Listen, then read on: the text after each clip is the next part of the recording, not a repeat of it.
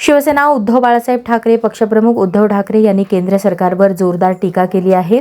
मोदींना आम्ही हर घर से सिंदूर पाठवणार असा टोला लगावत त्यांनी जनतेच्या भावनांना हात घालण्याचा प्रयत्न केल्याचा आरोप भाजपवर केला। ठाकरे म्हणाले, देशातील महत्त्वाच्या समस्या सोडून केवळ धार्मिक प्रतीकांचा वापर करून राजकारण केलं जात आहे। त्यांच्या या वक्तव्यामुळे राजकीय वातावरण चांगलंच तापलं असून भाजप शिवसेना यांच्यातील संघर्षाला नवं वळण मिळालं आहे। आता हर घर से सिंदूर हा मोदींना पाठवला पाहिजे। आम्ही तर पाठवतोय। उद्या रविवार आहे, उद्या संध्याकाळी मॅच आहे।